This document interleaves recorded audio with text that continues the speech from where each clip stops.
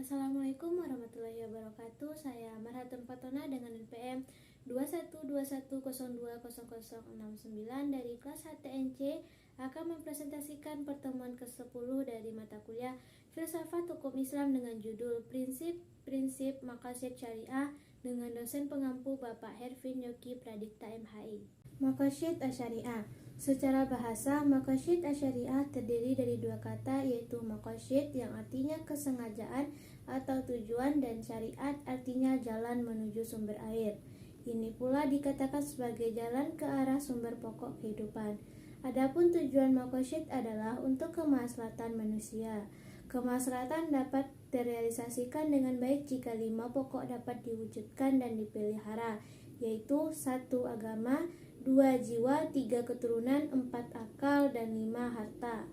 Tujuan syar'i dalam mensyariatkan ketentuan-ketentuan hukum kepada orang-orang mukhalaf adalah dalam upaya mewujudkan kebaikan-kebaikan bagi kehidupan mereka, baik melalui ketentuan-ketentuan yang daruri, haji, dan tasyini. Syatibi berpandangan bahwa tujuan utama dari syariah adalah untuk menjaga dan memperjuangkan 3 kategori hukum. Tujuan dari 3 kategori hukum tersebut adalah untuk memastikan bahwa kemaslahatan kaum muslimin baik di dunia maupun di akhirat terwujud dengan cara yang terbaik karena Tuhan berbuat demi kebaikan hambanya. Kemaslahatan yang ingin diselesaikan adalah yang memiliki syarat seperti berikut. 1. Masalah itu harus real atau berdasarkan prediksi yang kuat dan bukan khayalan. 2.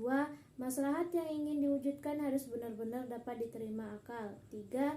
Harus sesuai dengan tujuan syariat secara umum dan tidak bertentangan dengan prinsip umum syariat.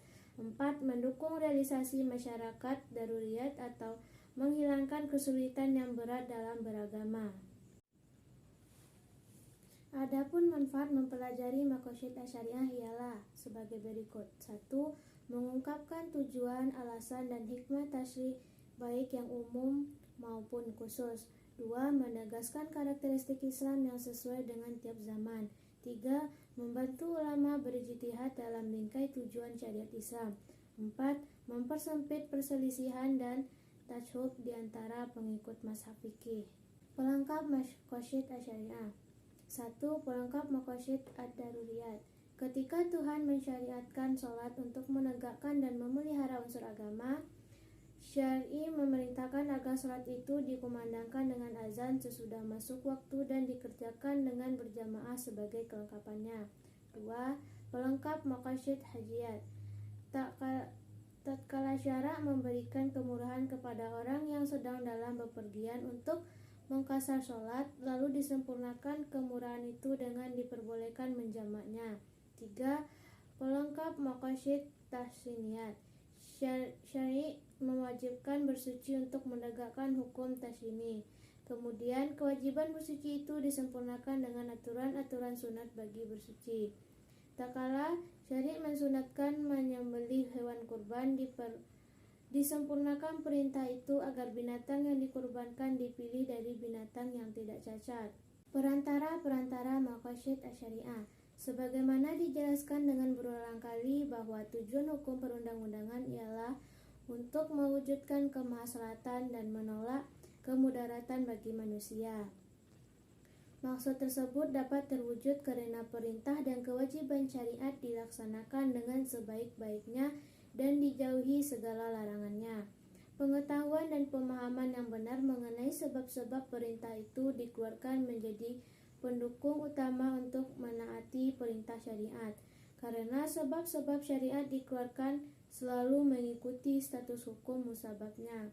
Artinya, jika status hukum musababnya adalah wajib, maka wajib pula hukum sebab yang terjadi perantaranya. Tak ada bedanya dengan perintah-perintah syariat. Larangan-larangannya dan mempunyai perantara-perantara yang mengantar pada perbuatan itu terlarang. Tidak logis apabila suatu perbuatan itu dilarang, sedang peraturannya diperbolehkan. Oleh karena itu, perantara atau wasilah dari suatu larangan yang kuat seharusnya mengikuti status hukum yang diperantarai, yakni terlarang juga.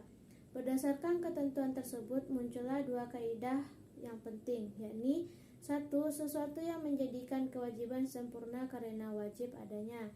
2. Menutup jalan menuju ke perbuatan terlarang. Sekian presentasi dari saya, mohon maaf apabila ada salah. Wabillahi taufiq wa hidayah. Wassalamualaikum warahmatullahi wabarakatuh.